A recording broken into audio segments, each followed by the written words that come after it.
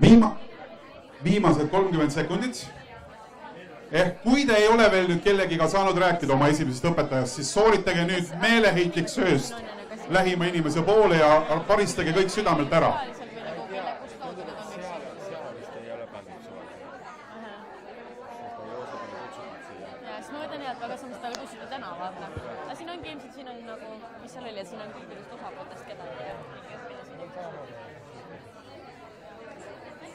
Nii.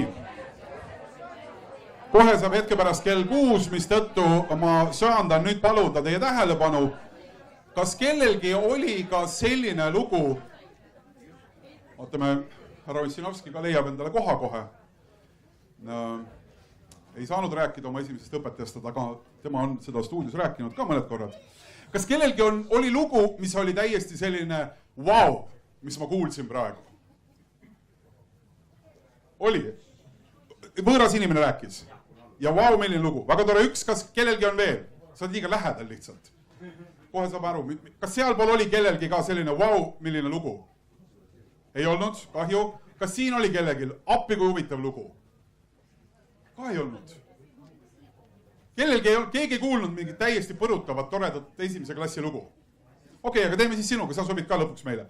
Ühesõnaga, nüüd saame vaadata seda, ei no kohe sa saad aru, võta üks Catchbox, ole hea, sina tõsta käsi ja vaata nüüd seda mikrofoni, muidu saad lihtsalt pihta sellega ja püüa see kinni palun.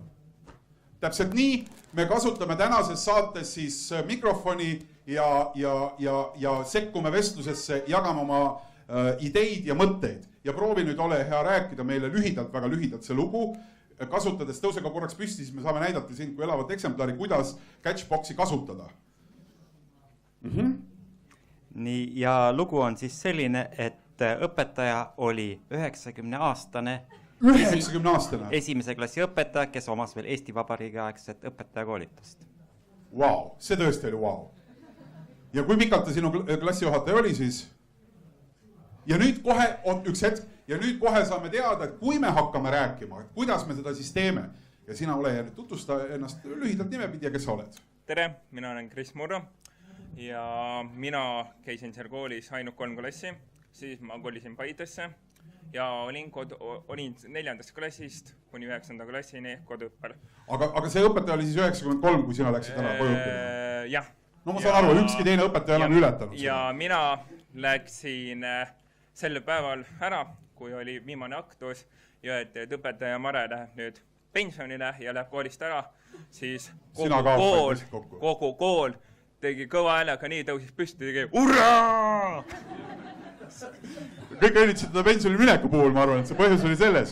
Aitäh sulle selle loo eest, me võime siin teha õpetaja Marele kuidagi nagu selline, ma ei tea, kuidas ma loodan, et tal elu tervise juures, ehkki on ilmselt vähe tõenäoline, kui mõtelda, sa oled juba jalaveebrigaadi läbi käinud, aga tore, et on olnud sellised õpetajad. Ühesõnaga, asi käib nii, et siis, kui sa annad märku, võime korraks veel proovida siit, et Jaak korraks tõstab käe ja vaatame, kuidas Mikker lendab siis ja sinna sisse saabki rääkida. Täpselt nii väga lihtne ja mugav see asi ongi.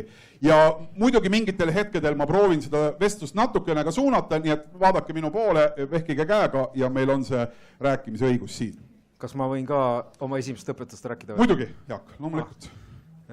Minul õppisin Tartus teises keskkoolis ja see oli inglise keele erikool tollal ja kohe esimeses klassis anti ju inglise keele õpetaja, nii et tema nimi oli tollal oli ta Reet Rannaste, tänaseks on ta Reet Noorlaid ja see nii-öelda äge lugu on selle juures see lihtsalt, et ta on niivõrd kõva ja karm õpetaja, et ta on tänaseni veel mingi osaga koolis tööl. Ta on õpetanud minu 2 last, et see on selles mõttes nagu, ja ta ongi nii kõva õpetaja, et ma ütleks, et selle kooli või ütleme selle siis põlvkonna nii karme ja tugevaid õpetajaid oleks kooli rohkem vaja. Tema tunnis ei mölisetud.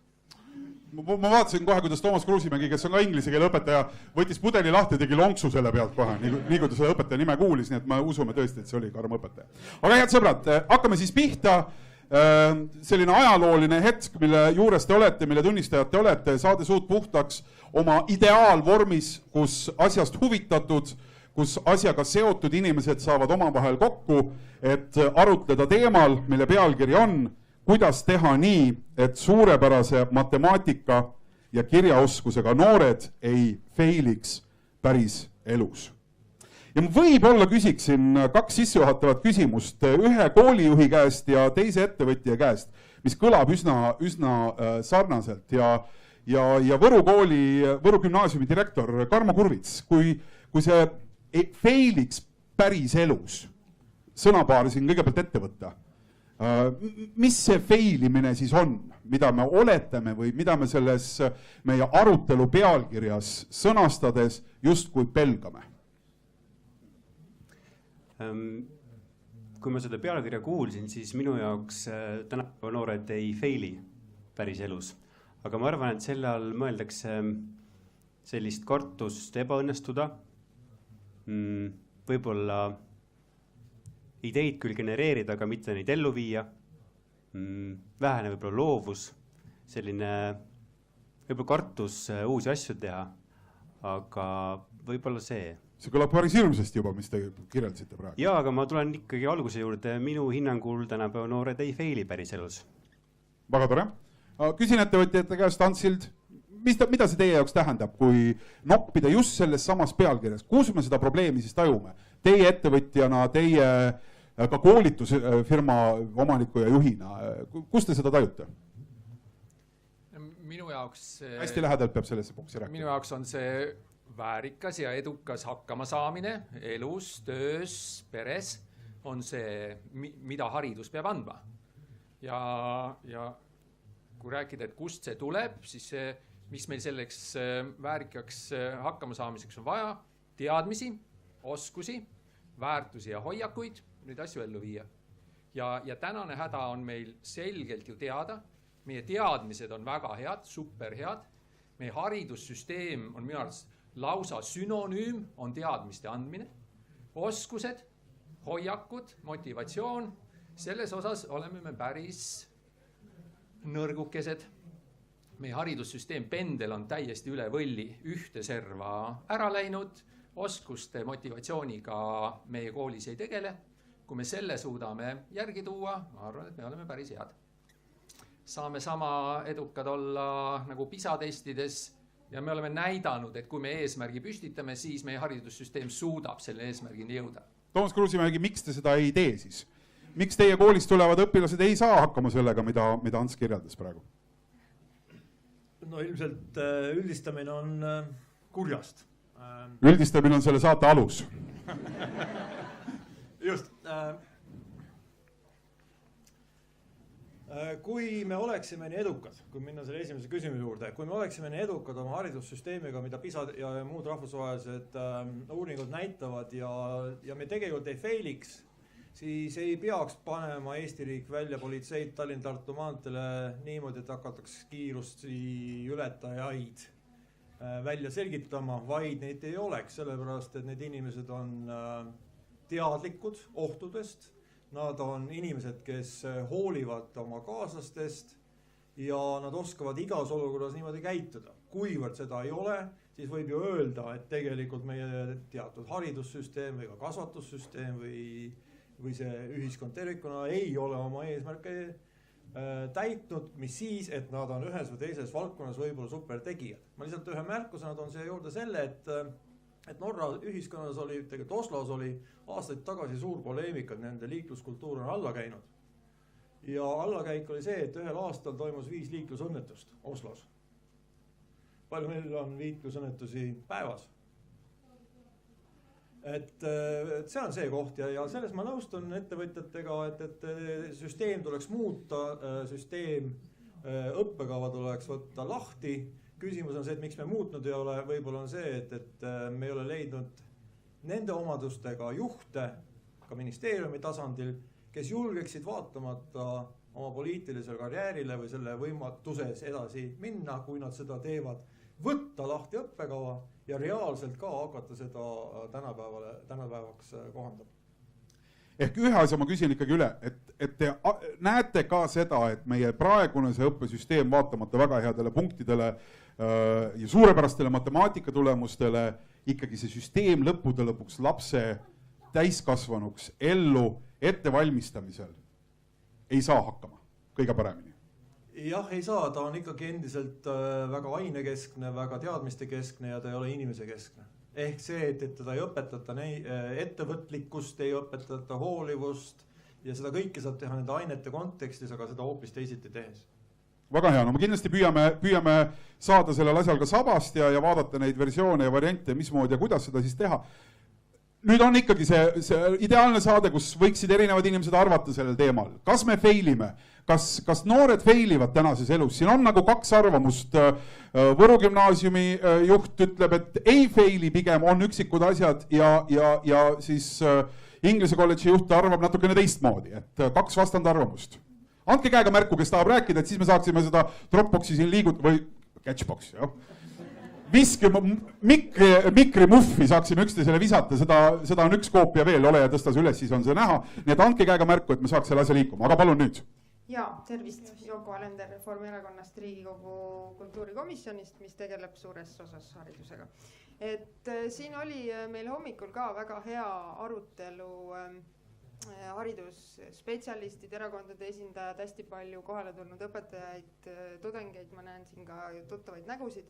Ja ma ütleks võib-olla seda, et tegelikult ma arvan, siin mõlemas otsas on nagu osa tõest ja ma arvan, et see olukord ongi hästi nii-öelda ebavõrdne, sõltuvalt koolist, koolijuhist, kohalikust omavalitsusest, õpetajast. Joko, te ütlete praegu, et Võrus saadakse hakkama, aga Inglise kolledži ei saa hakkama, jah? Vaata, üks asi on see, et üldistamine on kurjast, ma arvan, et keskendumine ainult ühele võib-olla ka. Et ma tahaks lihtsalt öelda seda, et kui see eelmine haridusstrateegia tegelikult juba püstitas eesmärgi, et meie kool peab kasvatama ennast juhtivat õpilast, peab kujundama ennast juhtivat õpilast, siis tegelikult ka see järgmine haridusstrateegia peab täpselt seda sama tegema, lihtsalt paremini, suuremas ulatuses, professionaalsemalt ja nii-öelda toetades koolijuhte ja samal ajal ka toetades õpetajaid, et ka nendel oleks aega selle sama enesejuhtimisega tegeleda, mitte olla nii ülekoormatud nagu nad täna võib-olla on, eks ole. Et ma arvan tegelikult, et kas või see hommikune arutelu tõestas mulle taaskord ja need korduvad külastused Eesti koolidesse, et tegelikult me oleme õigel teel ja me liigume ära autoritaarsest ainekesksest süsteemist sinna, kus inimene on fookuses, enesejuhtimise oskused on fookuses ja mis on nagu see tuleviku teema. Lihtsalt, et tuleb jätkuvalt panustada. Õpilasesinduste jah, tere, Joosep Käen, Eesti Õpilasesinduste Liidu juhatuse aseesimees. Et ma enam-vähem Jokoga saan nõustuda, et tegelikult ei olegi nii, et noored failivad või ei faili, et ma arvan, et meie haridussüsteemis on lihtsalt palju puudu elementaarsetest oskustest, et me pidevalt näiteks Eestis promome suurt ja tugevat e-riik ja ka mitu noort on enne 18 saamist kordagi digiallkirja andnud või maksusüsteemi seal näinud. Iker läks ära, nii nüüd tuli tagasi. Aga et kas nii elementaarsed oskused, mida me tegelikult Eestis üritame ise väärtustada kogu aeg promoda laiale maailmale, et kas neid oskuseid me õpetame ka tänases koolipingis? Ja retooriline küsimus. No ja asjad on üldiselt hästi tunduvad praegu siin öelduna. No ma kahjuks ei ole sellega nõus. Ma ei arva küll, et noored feiliksid. Ma arvan, et me feilime ühiskonnana. Ma arvan, et meil on see häda pigem, et meie haridussüsteemi ei ole pikemat aega juba juhitud. Meie haridussüsteem kulgeb lihtsalt nii, nagu nii-öelda liberaalses, demokraatlikus, vabadusi täis pumbatud ühiskonnas igaüks tahab. Igaüks õpib seda, mis talle tahab, mis meeldib, mis tundub lihtsam, mugavam, otsib töökohta, kus oleks nii-öelda nagu naiste tampoonist pärit reklaam oli, et puhtam, kuivem, muretum tunne. Aga see paraku viib ühiskonna kreeni. Ma võtsin lihtsalt, et mitte jääda lihtsalt nii-öelda jutu tasemele, võtsin Statistikaametist välja tabeli HT303, õppekava gruppide tabel. Siin on vastu võetud tudengite arv aastal 2016. Kokku võeti vastu natuke üle 14 000 tudengi. Sellest 2335 alustas õpinguid ärindus ja haldus, 623 sotsioloogia, kunste 729, muusika- ja teatrikunst 302, bio- ja keskkonnateadused 537 ja nii edasi, nii edasi. Ühesõnaga, mina lõin selle tabeli nii-öelda kaheks, et kust teoreetiliselt võiks tekkida nii-öelda tulevane maksumaksja, sest ütleme selge see, et ühiskond vajab raha kõige jaoks. 62% tõenäoliselt ei hakka kunagi makse maksma. See on nagu see koht, kus meie haridussüsteem failib täielikult, aga see ei ole nende noorte viga. No nii, vabadusi täis pumbatud ühiskond.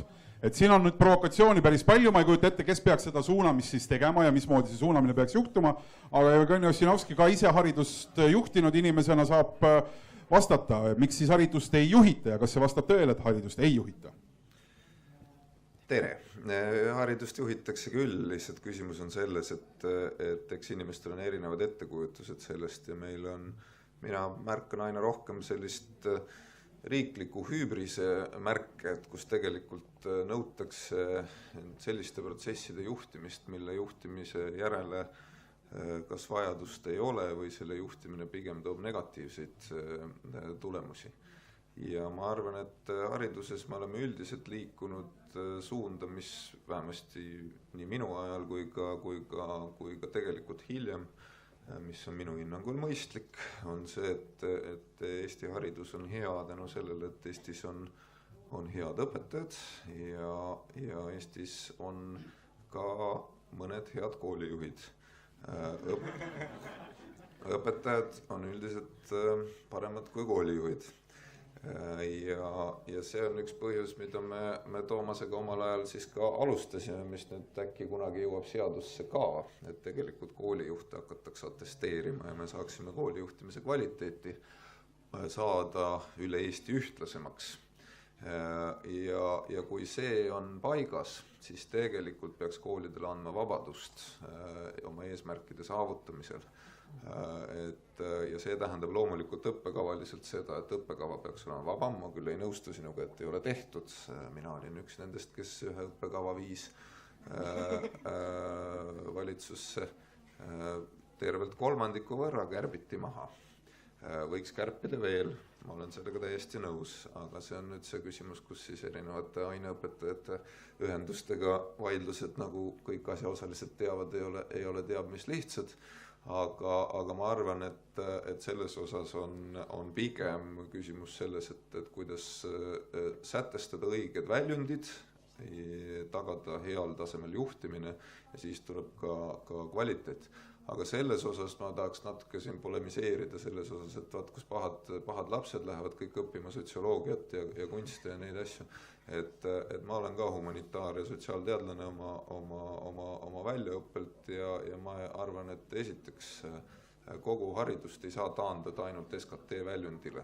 Et haridus nii kooli tasemel kui kõrghariduse tasemel on siiski ka üldise ühiskondliku kultuuri hoidmise küsimus, et see ei ole mitte vähetähtis. Ja teiseks ma tsiteerin Jaak Aaviksot, keda siin täna ei ole, kes on kunagi öelnud hästi selle kohta, et ühele ettevõtjale, kes ütles, et näed, et miks kõik lähevad õppima avalikku haldust või ärindust, mitte ei lähe õppima tootmist ja tehnikat ja ta küsis sealt ettevõtjat, aga kui palju sa maksad oma finantsistile ja kui palju sa ehitad oma siis mingisugusele ehituse projekti juhile. Ja see ongi see vastus. Noored teevad tegelikult täiesti tarku valikuid, valivad erialasid, kus makstaksegi rohkem palka. Ma veidi naaseks selle vabaduse teema juurde, et tegelikult minul kooliõpilasena ei ole täit vabadust, et mida ma tahan õppida, seda ma saan õppida, et mul tuleb õpetaja õpikuga klassi ette ja siis ma õpin seda, mida mulle ette öeldakse, et mul ei ole valikut, et täna ma tahaks õppida seda ja tegelikult kui ma enda räägitu juurde tulen tagasi, et meil on augud nii-öelda sees, et mida meie koolisüsteem ei anna noorele, siis tegelikult kui noor tunnetab, et mul on siin probleem, ma ei saa sellest asjast aru ja kui mul oleks vabadus otsustada, mida ma õpin, siis ma saaksin seda asja juurde õppida. Ma saaksin pöörduda oma õpetaja juurde ja tere, ma sooviks sellest uurida, teada saada, aga hetkel on nii, et meil on programm mees ja ma õpin selle järgi, olenemata, kas ma seda juba näiteks tean või mul on kuskil mujal puudujääke.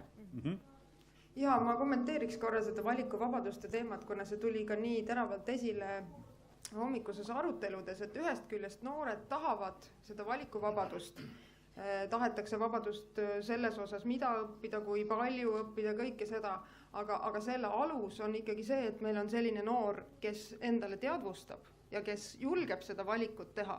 Ja ma arvan, et kui üldse mingisugusest failimisest rääkida, minu meelest on see muidugi väga väljakutsuv ja väga nõme pealkiri sellel meie üritusel siin, et tegelikult see kool peakski just nimelt ka õpetama muu hulgas seda sama failimist, eks ole, et see on nagu arengu loomulik osa ja ka see failimise õppetund on osa sellest, et ma julgen valida, sest enamus täna ütleb ikkagi seda, et kui sa paned, tehti ka valikainete uuring, tegelikult lapsed ei tea, mida valida, nad ei julge valida ja kui õpetaja soovib tagasisidet, siis kõik ikkagi ei tõsta kätt püsti, eks ole, et kui üldse nagu rääkida, kus siis on see king pigistab, siis ikkagi veel on liiga autoritaarne süsteem ja liiga vähe on nii-öelda seda mentorlust, partnerlust õpetaja ja õpilase vahel. Aksel Part räägib nüüd 3 põrsakesest.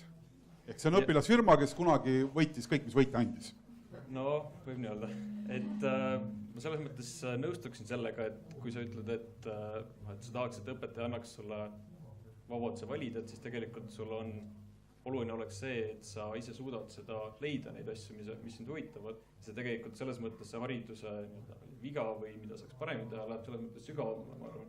Et ongi vaja kasvatada lapsi, nii et nad suudaksid, tahaksid, leiaksid, kust on vaja ja hooliksid piisavalt, et nad tahavad muuta. Et tegelikult siin käis vahepeal hoolivust läbi ettevõtlikkuses, et ma arvan, et ettevõtlikkuse üks väga oluline osa ongi hoolivus, et ettevõtlikkus võib-olla seostatakse rohkem ettevõtluse ja startupide tiidu ja teeduga, aga tegelikult seal on väga oluline roll ka ikkagi ühiskondlikes protsessides, mida saab siis oma ettevõtlikes ja oma uute projektidega mõjutada. Ehk siis ja hoolivus selles mõttes on seal väga suur osa, et sa pead suutma näha neid kohti, kus on arenguruumi, kus on võimalusi midagi teha ja siis sa pead piisavalt hoolima, et neid teha, et need tõeliselt ellu viia. Et see minu meelest on üks komponent ettevõtlikkusest.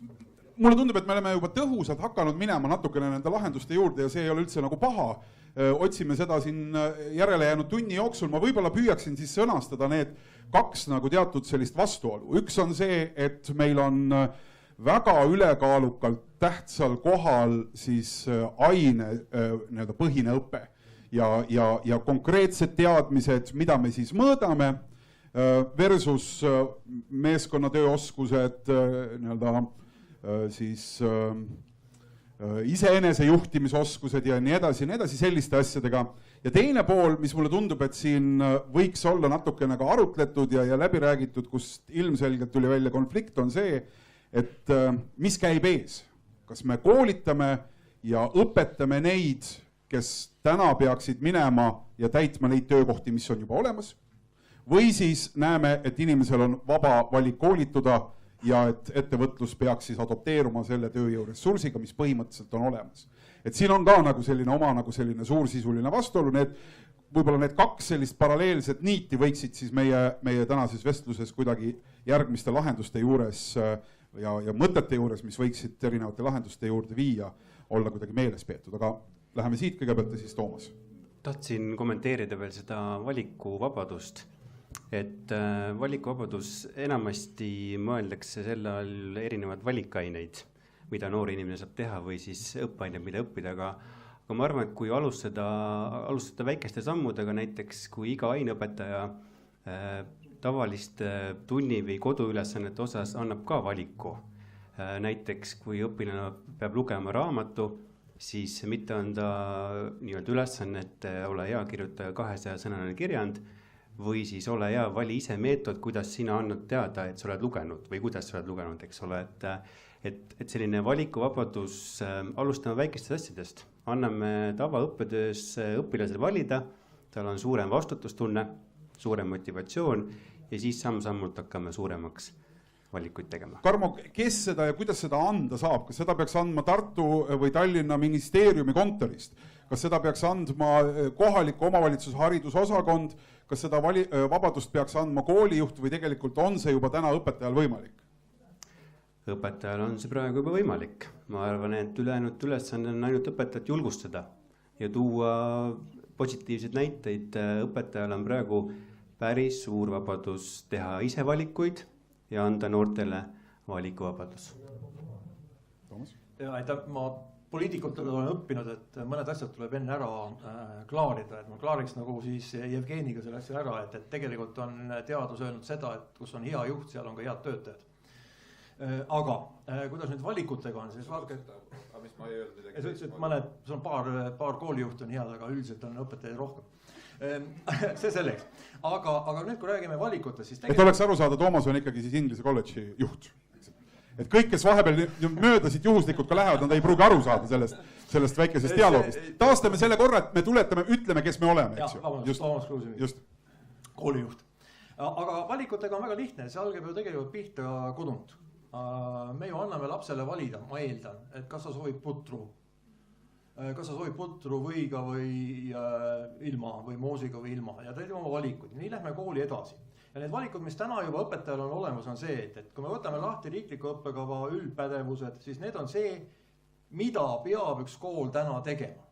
Ja kui me räägime täna ettevõtlikkuse kontekstis, siis ettevõtlikku inimest iseloomustab üks omadus ja see on näiteks riskivalmidus. Ja kui me nüüd viime selle sama kooli või lasteaeda, aga viime kooli algklassidesse, siis algklassides anname selle ülesande, laps tuleb probleemi lahendamisel oma ideega välja. Ja nüüd on õpetaja nagu kaks asja, kas tunnustada seda lahenduse eest, kuigi võib-olla see ei lähe kokku, mida tema arvab ja mis oleks nagu mõistlikum, või öelda, kuule, see on täiesti vale tee, nii ei lähe. Esimesel juhul me võimustame seda last, teisel juhul me pärsime ja surume alla. Nüüd ma lähen selle süsteemi juurde.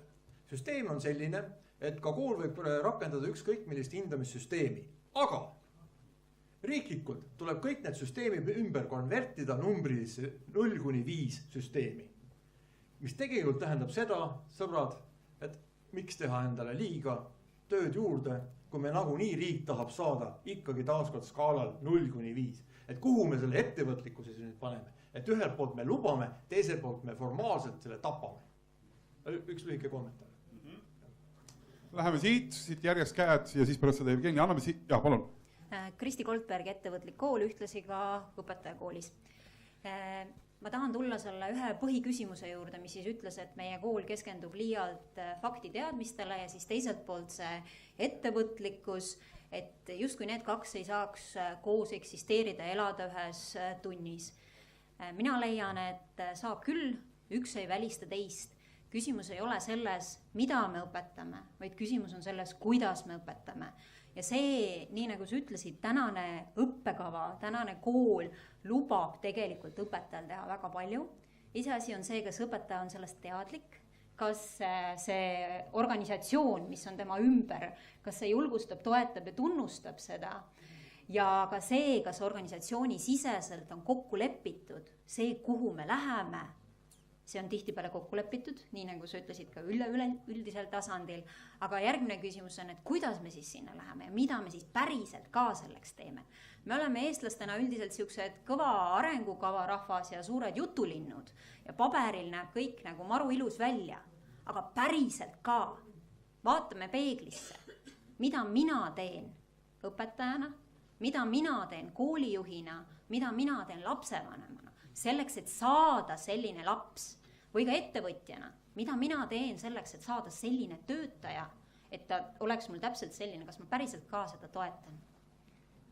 Miks see sealt arengukavast ellu ei lähe?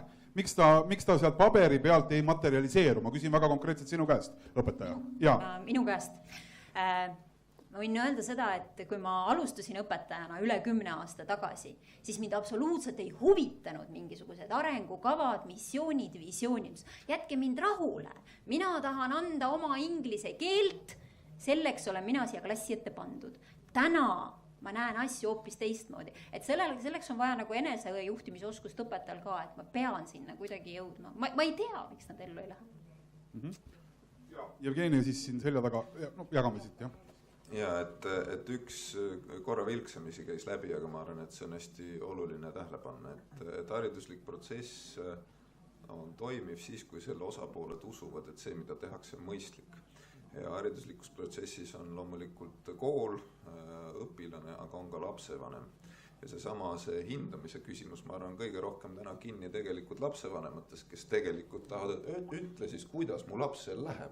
Mis hindeid sa mulle paned, et ma ei saa midagi aru, kui mingit tekstilisest kirjeldusest läheb tal siis hästi või läheb halvasti. Et tegelikult ka seda lapsevanemate tellimust selle järele ei ole piisavalt tekkinud. Ma arvan, et see on üks olulisem küsimus ja see sama, et kui need hoiakute kujundamine, need sotsiaalsed pädevused või üldpädevused, mida me õppekavas oleme kirjeldanud, et need on ikka mõnusasti sellised ilukirjanduslikud oma olemuselt. Aga see, kas sa ikka tead ajalugu või Pythagorase teoreemi või mis iganes, see on ikka konkreetne asi ja see on see, mille järgi tegelikult lapsevanemad tihtipeale hindavad. Et see ettevõtlikkus ise minu meelest, et prantsuskeelne sõna on mitte ette võtma, vaid vahele võtma, ta on minu meelest palju täpsem, et see on 2 käe vahele võtmine, et sa haldad asja ära, sest lisaks ettevõtmisele tuleb ka õpetada ka seda, et lõpule tuleb viia. Ja ma arvan, et see on üks asi, millest on tihtipeale puudu, ehk siis püsivust peab ka õpetama. Ja minu meelest meie kogu selle süsteemi põhiline mure on see, et miks see päriselu ei lähe haridussüsteemiga kooskõlla, on sellepärast, et see õpetamisprotsess, ma olen täiesti nõus, et selles osas on, et vorm on sisu, ehk siis see, kuidas õpetatakse, mõjutab seda, mida siis kätte saadakse. Ja kui me üldiselt inimestena, ühiskonnast täiskasvanutena, enamik meie muresid, mida me lahendame, väljakutsed, mis meie sees on ühised, me lahendame neid üheskoos, enamik on pikaajalised, siis kooliprotsess klassikalises mõttes on see, et sa oled üksinda õpilane versus õpetaja, teed mingi tükki ära, järgmine päev pannakse sulle inne ja teine on see, et meil on väga vähe neid kohti, kus siis tehakse siis pikaajalist tööd, kus see enesejuhtimine on oluline. Seda on tegelikult juurde tulnud ja küll ta siis aja jooksul tegelikult on paranemas, aga see klassikaline mudel kindlasti õpetab teistsuguseid oskusi, kui siis päriselus on vaja. Jaak? No siin sellest valikuvabadusest on nüüd niivõrd palju juttu olnud, aga paraku reaalne elu on see, et ega ettevõtjal ju tegelikult ei ole palju valikuvabadusi. Ettevõtja ainus valikuvabadus on see, et ta võtab alguses mingisuguse, ütleme, majandussuuna ja hakkab selles suunas minema. Siis tuleb igalt poolt ainult seinad ette ja siis hakkad seal selles pusima, sa teed enamuse aja päevast, ütleme vähemasti, kui sa oled nii-öelda algaettevõtja, sa teed neid asju, mida sa tegelikult ei taha teha. Kas või näiteks makse maksta. Eriti kui sa näed, kuhu see maksuraha nii-öelda pärast läheb, siis seda ikka lausa mitte kurvaks, vaid lausa vihaseks. Ja selle tõttu näiteks haridusse, jah, see on väga hea küsimus. Ma tahaks näiteks haridusministeeriumi käest küsida, et kas Eesti vajab ikkagi aastas 623 sotsioloogi. Et me oleme juba nüüd aastakümneid juba need 100 viisi koolitanud, et kuhu need tuleks pista kõik, kuhu nad lähevad. Seepärast, et tehasesse enam keegi ei tule, okei, ütleme nii, et palgad on madalad, selge. Ega oleme nüüd ausad, kui meil ei oleks siin praegu nii-öelda märgatava osa ühiskonnast venekeelsed, meil ei tuleks enam keegi tööle. Meil on tehases juba üle poole on tegelikult venekeelsed inimesed. Eestlane isegi ei proovi, ta ei tule, sellepärast et tööl käia, ta päris lisandväärtust luua, on ebapopulaarne, seda ei propageerita ja sinu sünnipäeva kunagi Postimees tagakaanel meeles ei pea. Nii et saage aru, valikuvabadusi ettevõtluses on palju vähem ja kui ettevõtlusõpet üldse anda, siis tuleks noorel inimesele ütelda, see ei ole vabadus. Ma ei taha siin kirjeldada seda ühte internetis, see on väga kihvt pilt. On üks noormees, kes seisab lennuki vahekäigus, tal on seljas T-särk ingliskeelse kirjaga. I don't need sex, the government is fucking me every day. Vot see on see olukord, kui sa oled päris ettevõtja, see on sinu valikuvabadus. See on nagu viide, et ikkagi keeli tasub õppida, eks. Nii, Ants tahab öelda ja siis anname sinna korraks noorele ettevõtjale ka. Meie õpetajatel on kindlasti palju vabadusi ja paljud õpetajad väga hästi seda kasutavad. Aga riiklik raamistik, mis on põhikooli ja gümnaasiumi riiklik õppekava, mis on meie hindamissüsteem, mis on meie lõpueksamite süsteem, see paneb väga karmid nõuded ja suunab valdavalt osa meie haridust sinna poole. Ja et see raamistik täna ei ole piirav, siis seda ma oma valdkonnast, tehnoloogia koolitusfirma juhina saan küll öelda. Tänase kooli saab lõpetada ühtegi tundi IT-õpet saamata. Tänased meie arstid Tartu Ülikoolist saavad lõpetada ühtegi tundi IT-d, ühtegi õppeainet läbimata. Ehk sa viitad sellele, et enamus neist soome keelt ikkagi jõuab õppida selle aja sees. Eesti keele õpetaja saab 4 ainepunkti oma 300 IT-d. Ja siis me räägime tehnoloogia oskustest, mida peaks edasi andma.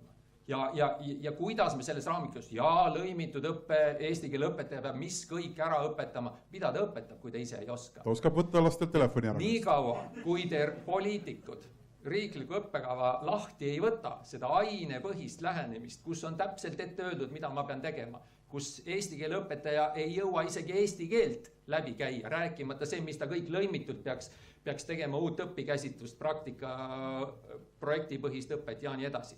Niikaua, kui me seda raamistikku ei murra, me võime rääkida ilusatest asjadest, see massidesse ei jõua. Anname sinna noorele ettevõtjale, palun.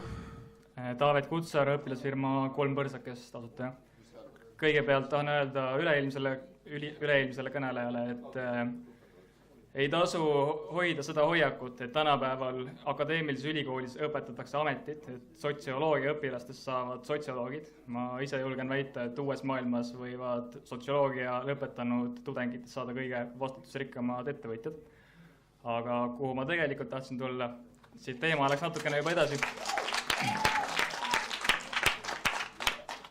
Et enne sõnastati probleem ainepõhisusest. Ma leian, et ainepõhisus koolides ei ole probleem, kuidagi peab kõik need valdkonnad kategoriseerima, vaid pigem sekundeerin siin Karmole, kes juhtis tähelepanu sellele, kuidas neid aineid õpetada. Kui ma ise mõtlen oma kooli ajale, siis nii-öelda süsteemis edukas olla ei olnud selles osas väga keeruline, et sisuliselt kõik need sammud, kuidas olla edukas, olid ette toidet. Ma teadsin täpselt, mis leheküljed ma pean läbi lugema, et homses kontrollitöös lünka midagi kirjutada ja siis hinnati kas plussi või miinusega.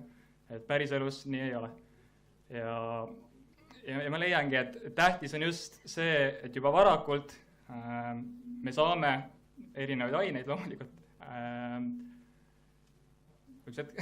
Saame erinevaid aineid, et meil oleks võimalik üldse oskus valida hiljemas astmes nende ainete vahel.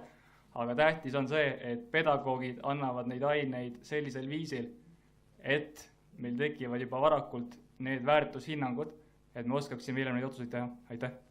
Aitäh! Ma tahan küsida, kas keegi on siin ka, kes julgeks siin, ütleme, me oleme hakanud ikkagi kuidagi siin ühes tiivas rääkima. Ehkki mõte on, et me räägime üle kogu saali. Kas kellegi käeulatuses, igapäevases ametis või kusagil seal lähedal olles huvigruppidena on võimalik anda omapoolne selgitus, et miks me ikkagi ei jõua selleni, et selles õppekavas, nii nagu Ants kirjeldas, oleks või et seal oleks rohkem võimalusi, siis lennutame siia poole boksi, palun, siin on kohe väga mitmed inimesed. Nii, et miks need õppekavad siis ikkagi ei muutu selliseks, et nad oleksid tänapäeva nõuetele vastavalt IT-d sisaldavad? Alustame kõigepealt sellest poolest, mis on jäänud praegu väga tagasihoidlikuks. Need on lapsevanemad ja nende vastutus. Praegu on väga sageli kujunenud olukord, et öelge, kes te olete? Pikaaegne pedagoog, ka ettevõtlusõpetaja olnud ja praegusel juhul haridusametnik kohalikus omavalitsuses. Ja lapsevanemad arvavad, et laps sai 7-aastaseks, lükkan ta kooli ja las kool õpetab nii nagu siin välja toodi, nii digiallkirja tegema kui ka seksima kui ka kõike tegema. Oma konkreetse õpetaja ametisse töötasin geograafia õpetajana, panna IT-d ja geograafiat kokku ja siis tuli lapsevanemalt kuri kiri, kuidas te tohite ära solkida aine ja panna 2 hinnet ühe töö eest. Ehk meil tuleb alustada kõigepealt lapsevanemate koolitusest ja siis me saame lahti ka sellest 5-pallisest hindamissüsteemist. Vaadake Taani kooli poole. Ja, siin on üks lapsevanemate esindaja ka, aga ma annaksin veel korra siia poole enne. Mina olen Mari, mina olen eesti keele ja kirjanduse õpetaja ja ma olen ka ühe Tartu kooli 3 õppejuhist. Ja ma arvan, et miks IT-d võib-olla mina nii hästi ei oska või miks seda ei ole võimalik nii hästi integreerida, on see, et kui me tahame, et nad oleksid suhtluspädevad, nad oleks matemaatikapädevad, siis mida me hindame? Me laseme neil kirjutada 6 tunni jooksul riigieksami kirjandi, kus ei tohi kasutada sõna antud ja poolt. Võtan Postimehe lahti, arvamuslugu algab sõnadega antud ja poolt ja siis see laps küsib, et aga miks tema tohib ja miks mina ei tohi.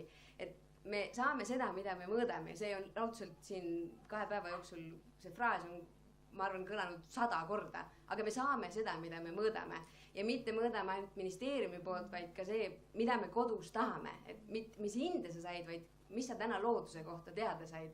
Et see on nagu selline, ma arvan, hästi põhimõtteline küsimus, et see arengukavast ei jõuagi võib-olla sellepärast, et mitte mis hinde sa said, vaid mida sa looduse kohta teada said. Ja, hüppetame siia edasi. Ma tahaks ikkagi nüüd tuli mingi värk. Et ma arvan, et me ei saa võib-olla teha nagu siukest muna või kana, et enne võtame lapsevanemad ja siis võtame lapsed, et ma arvan, et tegelikult ikkagi on ühiskonnas mingi siukene loomulik protsess selle poole, et me hakkame endale teadvustama, et esiteks töökohad muutuvad ja kui tänane ettevõtja tahab, et tuleviku kool hakkaks koolitama vabrikusse töötajaid, siis ma arvan, et me tervikuna riigis ei peaks seda tahtma, sest ilmselt vabrikud sellisel kujul enam ei ole, eks ole, on ilmselt roboti ja inimese koostöö, eks ole, ja üha enam tuleb ilmselt keskenduda ikkagi just nimelt nendele üldistele kognitiivsetele pädevustele, aga neid pädevusi tõepoolest õppekava sisse, eks ole, sellise nimena panna, näiteks enesejuhtimine, emotsioonide valdamine, eks ole, kõik need asjad. Loomulikult on see keeruline ja pigem on see metoodikate küsimus, eks ole, nii nagu Karmo ütles, eks ole, väiksed ülesanded, suuremad ülesanded, aga selle hindamissüsteemi koha pealt ka, ma arvan, et kujundavat hindamist õpetatakse või kasutatakse üha enam ja see, et lapsevanemad sellega harjuvad, see võtab ka nagu aega, et ma saan aru, et ma võib-olla kostun nagu mingi ülioptimist, positiivist, vahel ma olen ikkagi kurb ka, aga selles mõttes ma tahaks öelda, et need arengukavade eesmärgid ei ole meil vales suunas, mulle tundus, et ma sealt sain sellele nagu tuge, et nad on meil tegelikult täitsa olemas, lihtsalt haridus on väga suur süsteem, väga inertne süsteem, eks ole, õpetajate koolitus muutub tasapisi, eks ole, ühiskond areneb ja nii see jõuab ka sinna kooli, lapsevanemad, uued lapsevanemad on. Aga ikkagi õppekavad, me rääkisime sellest, et õppekavad ei sisalda neid asju. Toomas? Ma loodan, et lapsevanem saab ka sõna mu kõrvalt, aga ma lihtsalt tahtsin seda öelda, et tegelikult on asi palju lihtsam, kui me mõtleme. Kas või samas eesti keeles või infotehnoloogias või matemaatikas õpetajaid, keda ei ole üldse võimalik Eestis leida täna, on lihtne loogiline lugu. Kui ma tahan riskivalmidust kui omadust kasvatades ma peaksin mõtlema selle, kas ja mil määral see ülesanne, mida ma olen plaaninud homme teha, seda omadust, seda oskust selles noores arendab. Nii peaks võtama lahti kõik need ainekavad, kõik need tegevused. Ehk see, mis on ülemuslik? Kas see, et ma panen hinde, kas ta teab, milline on Eesti kõrgem mägi või ei ole? Või see, et meil on 10 aasta pärast või 5 aasta pärast vähem enesetapjaid tänavatel, kes astuvad lihtsalt raudtee ette hoolimatult või kiirustavad autoroolis või nii edasi. Toomas, kas need on selle sama skaala erinevad otsad? Et juhul, kui ma ikkagi olen pidanud teada saama selle kõrgema mäe, siis tõenäoliselt on minus nii palju stressi, et ma liikluses kihutan ja kukun jooma või? Küsimus on lihtsalt selles, et ilmselt need, kes niimoodi kihutavad, nendes on see teine pool. Kas sa ei arva, et just need on need, kes ei tea, milline on kõrgem mägi Eestis? Ma ei julge seda niimoodi väita. Ma arvan, et neid on nii ühel pool kui teisel pool. Aga ma arvan seda ja olen kindel selles ja veendunud selles, et seda õppetööd annab juba täna teistpidi korraldada. Ja need kogemused on olemas Eestis. Küsimus on selles, et kas igas koolis, igas lasteaias peab seda jalgratast individuaalselt välja leiutama. Või on midagi, mida saab suuremas seltskonnas ikkagi ära teha, üldiselt ja just toetaks meid seda. Ja kolmas moment, kuhu maailm täna hariduses liigub, need, kes vaatavad ettepoole ja ka ettevõtluse poole on see, et selline moesõna on agility ehk siis kiirus, eks ju. Ehk ära unustada mittevajalik, juurde õppida ruttu see uus vajalik, sest et 2, 3, 4 aasta jooksul on need tsüklid, kus muudetakse oma positsiooni, rolli, töökohta, ametit või liigutakse ka ühe seltskonnas, ehk mitte ei õpi ära ametit ja ma lähen sealt, viiakse jalad ees välja. Aga kas meie kool täna seda teeb? Ma julgen nagu väga kahelda, et neid oskusi õpetada. Lapsevanem palun. Lastevanemate esindaja. Tere, minu nimi on Hillar Lõhmussar ja mina olen tõesti Lastevanemate Liidu esindaja. Olen selles liidus suhteliselt noor tegija, nii et kui kellelgi on liiduga seoses nagu mingeid pikaajalisi kogemusi, siis nendest ma võib-olla rääkida ei saa. Aga selle ettevõtluse ja vabaduse ja selle juurde tagasi, et mulle meenus, et mõned aastad tagasi Ilmar Tomusk kirjutas vist Päevalehes ühe artikli, mille eest ma saatsin talle tänukirja. Ta kirjeldas seda, kuidas ta oli kuskil bussijaamas või rongijaamas ja ootas bussi või rongi või oli see söögikoht. Ja seal oli üks ema ja üks laps. Laps oli siuke 2-aastane. Läks hulkuma, jalutas mingi prügikasti juurde, hakkas vajutama pedaali. Kast käis kinni lahti, lapsel oli väga huvitav. Siis ema tuli riidles ta põhjalikult läbi. Mis sa siin teed? Pani ta jälle kenasti seisma. Emal ei olnud millegipärast kummikindeid kaasas, mida anda lapsele pihku, et mängi siis selle prügikastiga, et avasta see asi, vaid tal oli selge ettekujutus, kuidas peab üks korralik laps käituma, eks. Ja miks ma seda räägin siin? Jutt tuli lapsevanemate vastutusest. Siin on vist hulk inimesi, kes on lapsevanemad. Et ma olen, jah, teie ka, mina ka, mul on 3 last.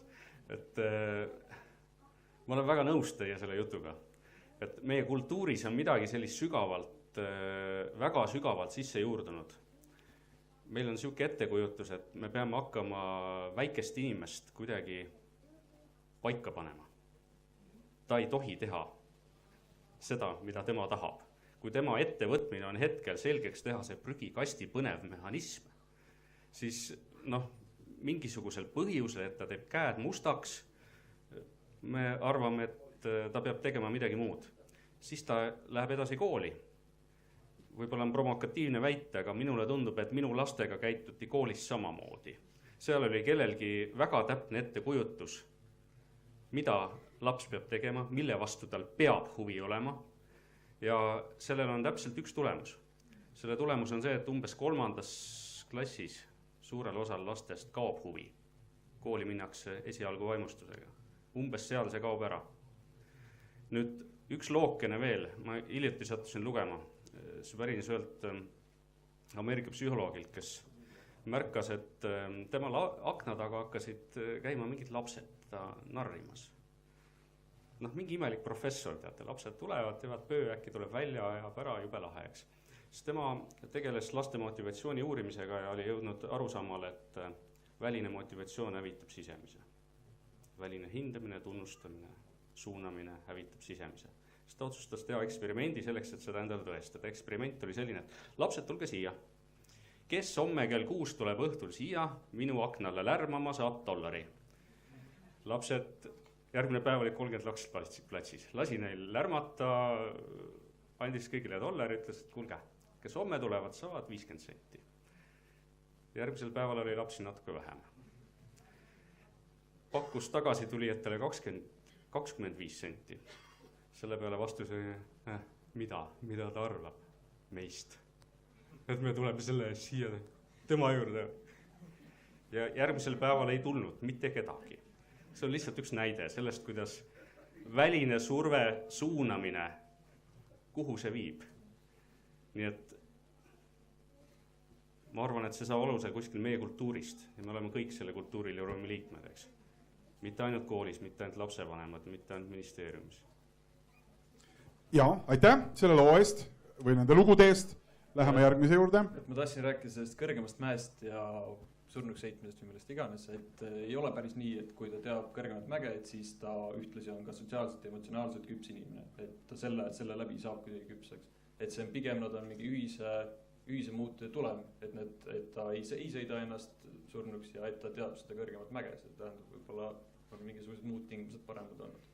Aga tegelikult selleks, et ta oleks sotsiaalselt ja emotsionaalselt küps, selleks on tänapäeval teadus on arenenud piisavalt kaugele juba, et tegelikult me teame ajuehitusest, psühholoogist, me teame nii palju rohkem, et selleks on täiesti oma metoodika, täiesti välja töötatud ka õppeprogrammid selleks.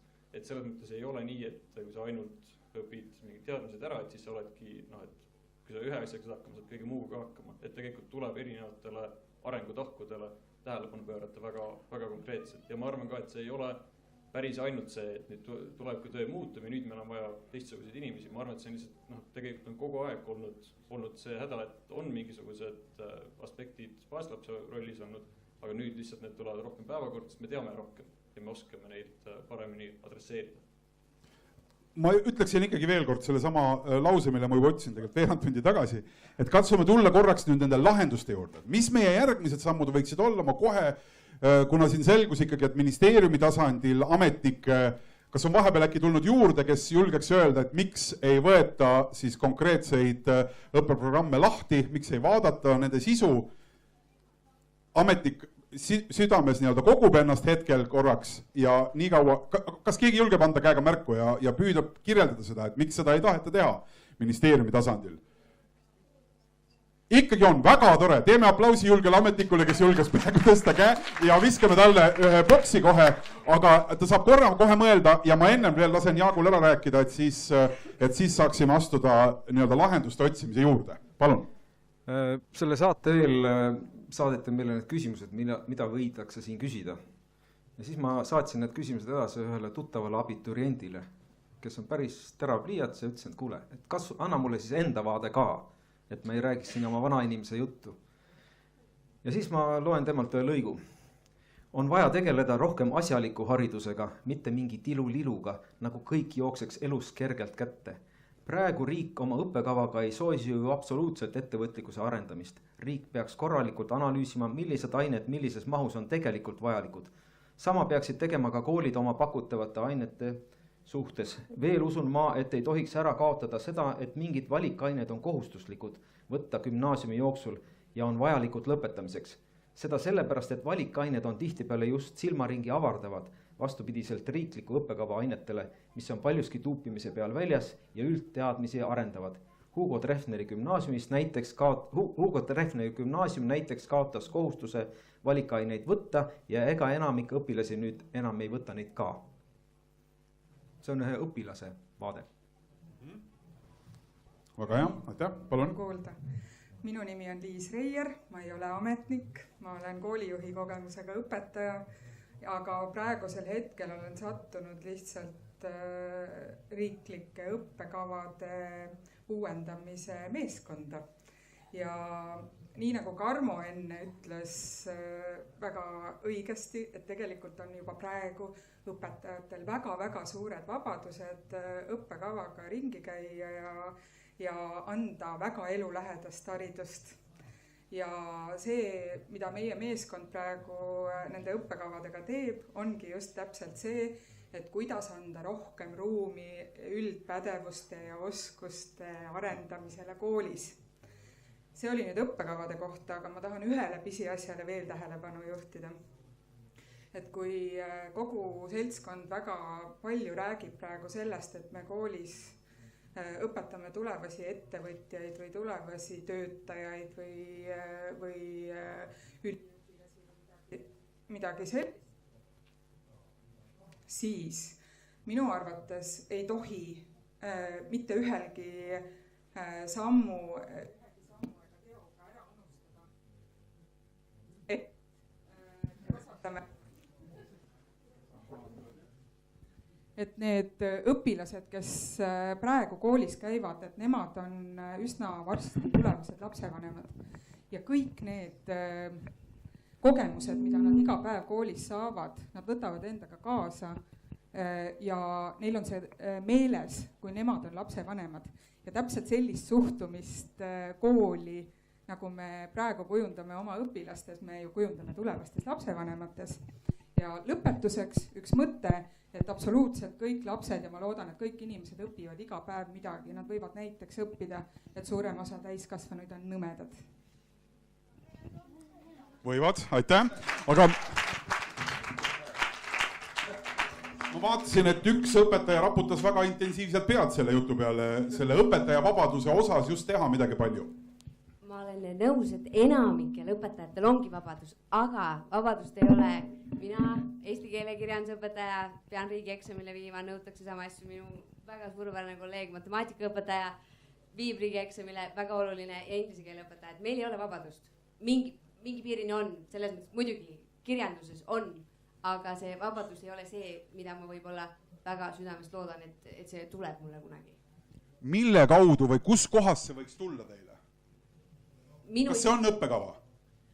Ma arvan, et see ei ole õppekava, ma arvan, et see on riigieksamid. Ma arvan, et see on see, kuidas me mõõdame. Ikkagi ma jõuan sinna tagasi, et kuidas me mõõdame. See on minu isiklik veendumus, seda ei tohi seostada selle kooliga, aga minu isiklik veendumus on, et riigieksamid ei toimi sellisel kujul. Kas keegi väidab siin õpetajatest ja lapsevanematest, et viimane pool aasta enne lõpueksamid ei toimu ainult trillimist? Kas see on see, mida me tahame? Aga see toimub? Jah, ma korra kommenteerin veel kõrval, et keegi, ma ei mäleta, vist olite 3 põrsakesest, kes ütlesid, et tulevases tööturus me tegelikult ka töösid vahetame kiiresti. Et ühel hetkel oleme mõne projektiga seotud, tegeleme sotsioloogiaga ja siis järgmisel hetkel juhime ettevõtet IT-alast. Et ka siis mingil põhjusel koolis me toimime niimoodi, et peale 9 aastat kooli me küsime kõike seda 9 aastat õpilaselt. Et ma ei näe loogikat. Palun, komisjoni liige. Ma lihtsalt tahtsin öelda, et see ei pruugi nii olla, et võib-olla eesti keel ja matemaatika on tõesti erandid ja mina olen ajaloo- ja ühiskonnaõpetaja, ei pea küll enam tegema gümnaasiumi riigieksamiks ettevalmistust, küll aga põhikooli ja täiesti, lihtsalt väidan, et ei toimu trillimist. Kõik. Palun, Toomas. 2 kommentaari. Punkt 1 on see, et õpetajal on tõepoolest ka eesti keele õpetajal, matemaatikaõpetajal, inglise keele õpetajal või võõrkeele õpetajal on täna vabadus üles ehitada oma õppetöö nii, nagu ta seda soovib. See, kas toimub trillimine või mitte trillimine toimub, on lihtsalt ühe konkreetse näite ühes konkreetses koolis pärast eesti keele riigieksami lõpetamist, loomulikult enam eesti keele ja kirjanduse tundi ei toimu seal ja kõik vabanev tunni maht pandi matemaatikale. Sellepärast, et matemaatika riigieksamitel on vaja saada väga head tulemused, sellepärast, et edetabelis kuskil peab olema kõrgel kohal, sellepärast, kui seal ei ole, siis ei tule sinna õpilasi ja kui õpilasi ei tule, siis on nagu jama paigas, eks ju. Nii et siin on mõningad asjad, millest juba Kants rääkis, et see riigieksamite teema on hästi suur teema. Ja vastuseks ajaloo ja kõikidele teiste õpetajatele, kes täna riigieksameid ei pea gümnaasiumi lõpus tegema küll. Aga sama retoorika põhimõtteliselt käib ka põhikoolis on see, et pärast riigieksamite kaotamist kõikides teistes õppeainetes on nende õppeainete kaal ja väärtus kahanenud, mistõttu need õpetajad tunnevad, et nende valdkonda ei väärtustata, ehk seda õppeainet ei väärtustata, õpilased suhtuvad sellesse õppeainesse üleolevalt, kuna selles eksamit ei ole. Et see on nüüd minu meelest fundamentaalne probleem. Aga lahendused, Toomas, mida sa näeksid, mida peaks tegema? Põhimõtteliselt on üks see, et kellele või miks on riigieksamid näiteks vaja. Riigieksameid loodi selleks, et ühildada sissesaamine. Gümnaasiumi lõpus teeb noor inimese eksami ja see on sisse astumiseks ülikooli. Tänasel hetkel me teame, et see süsteem erinevatel põhjustel enam ei toimi. Punkt 1, lõpetame gümnaasiumi lõpueksamid ära.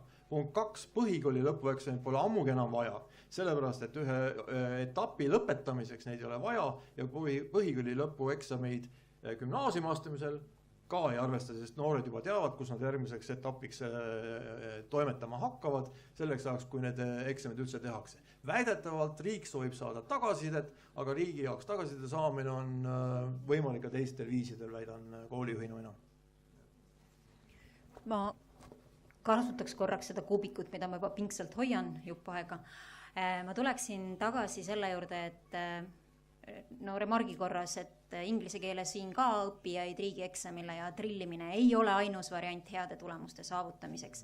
Tagasi tulles sinna failimise juurde, et see, mis ilmselt arvatakse, et noortel puudub tuleviku tööturul, on need ülekantavad oskused ehk need, mida meil on vaja olenemata sellest, mis erialast tööd me teeme.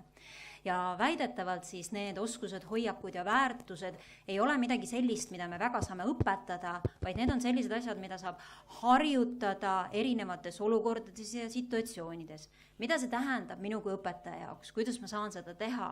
Ükskõik, kas me räägime loovusest, meeskonnatöö oskusest, kas me räägime analüüsioskusest, millest iganes. See tähendab seda, et ma pean õppija panema sellisesse olukorda. Kuidas ma seda teha saan?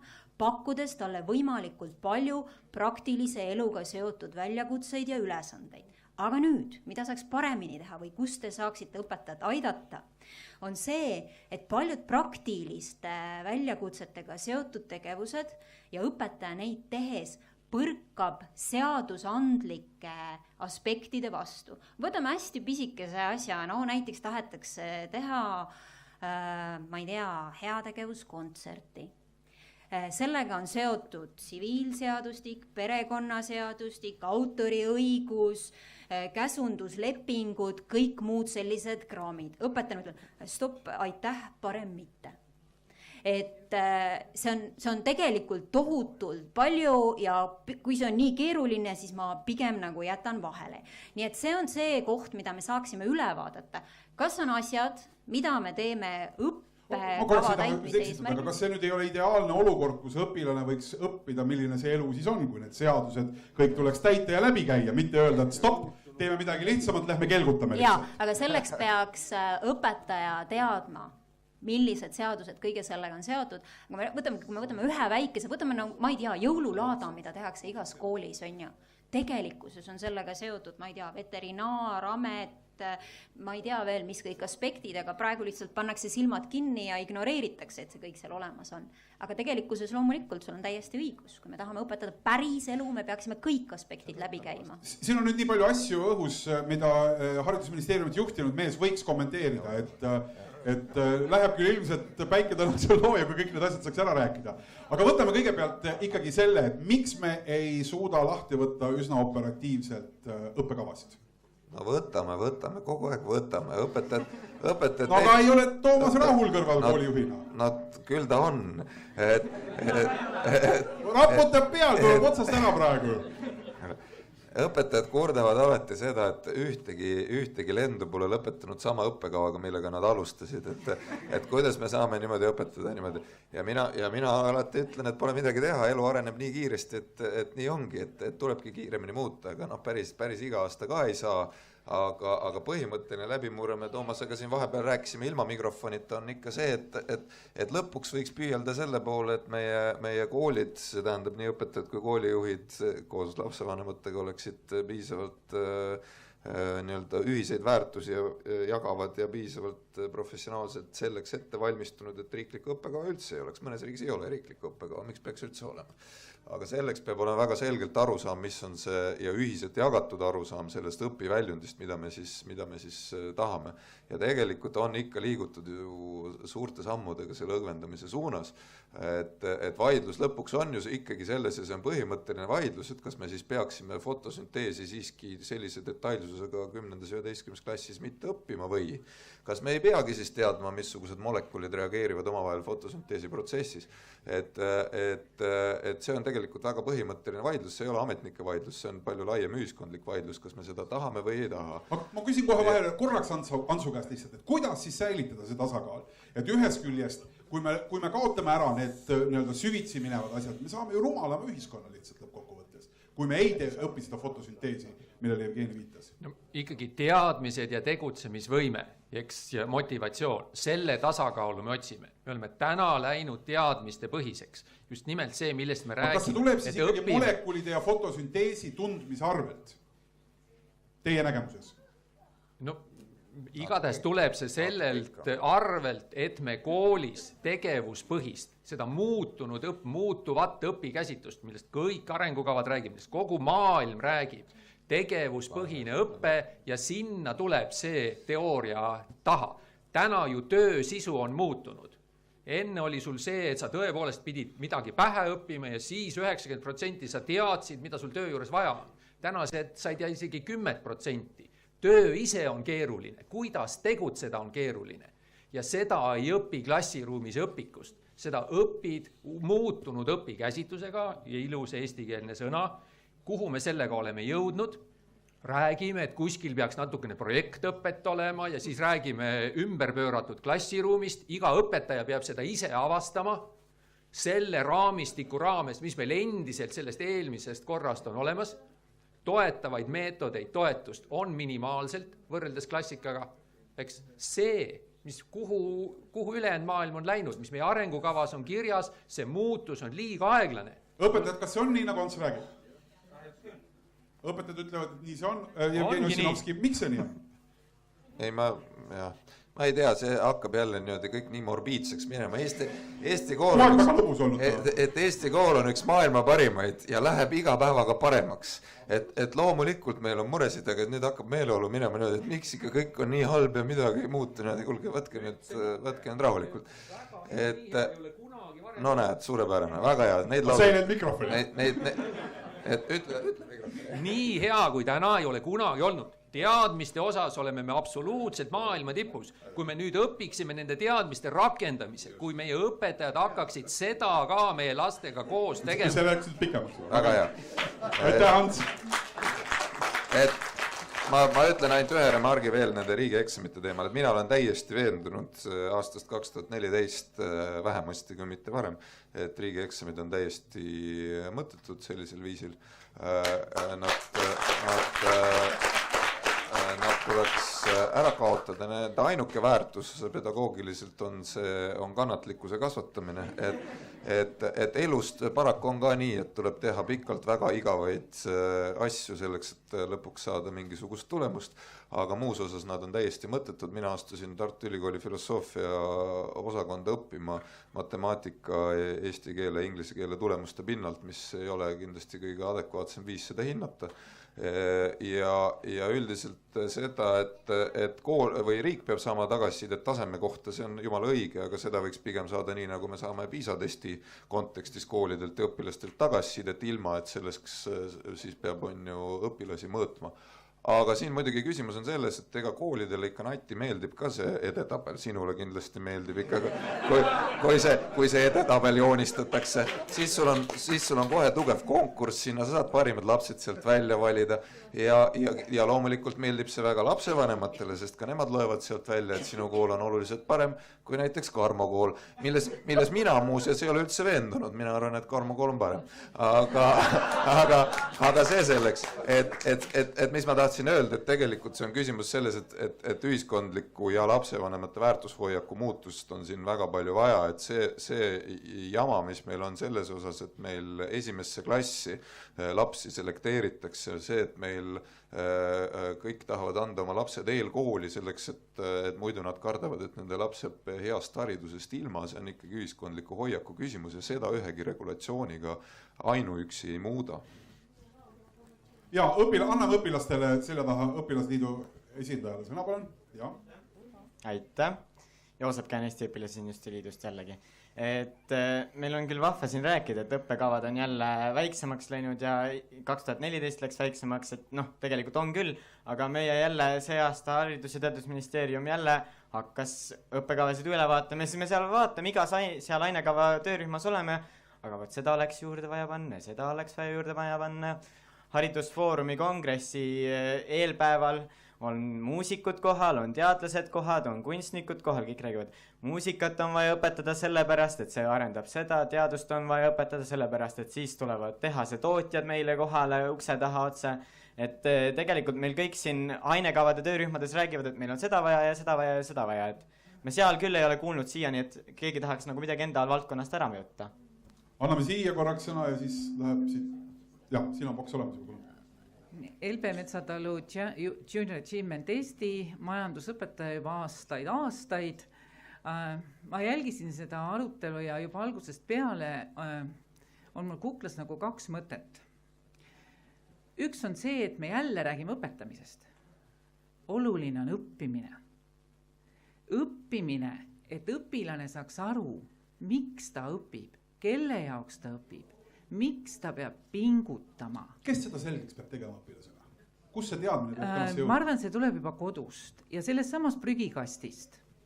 Või sellest, et me ei piira või ei takista, vaid vastupidi peaks julgustama, võtma riske. Ja kui me räägime failimisest, siis see on läbikukkumine või ebaõnnestumine. Eestlase puhul ei kõlba läbi kukkuda, see ei sobi, sest naabrid vaatavad pahasti, õpetaja riidleb koolis, lapsevanem heidab ette. Me algusest peale kardame. Kui me aga räägime tegelikult ebaõnnestumisest, siis see on õppimise koht. See on see, millest inimesed kõige rohkem õpivad, kui nad on nii piisavalt targad või haritud, et nad saavad aru, et see on õppimise koht. Ja siis nad võib-olla ei tee ka muid lollusi, et ta oskab analüüsida, ta oskab sisemiselt näha, mis ta tegi valesti ja mida tulevikus teistmoodi teha.